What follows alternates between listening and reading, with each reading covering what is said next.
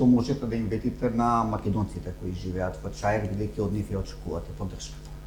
Начнавте една многу битна тема. Безбедноста во Чаир е донесена во знак прашање. Ние сме сведоци на многу инциденти кои што се случија во изминатиот период. И тука веќе не само македонци или други етнички групи, туку секој граѓанин кој што живее во Чаир не се чувствува веќе безбеден ни за себе ни за неговото семејство. Јас морам и можам да гарантирам дека безбедноста во Чаир не е меѓу поголемите приоритети за реализација во нашиот мандат.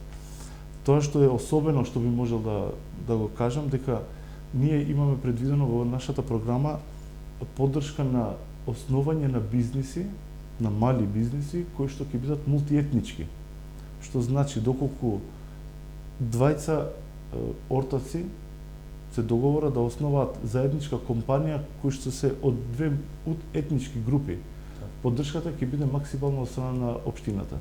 Значи субвенционира тоа општината. Да, нема да се фаворизира ниту еден, нема да се фаворизира само едно лице или двајца од иста етничка група, колку што ќе бидат тие што се во диверзитет, односно од две различни етнички групи.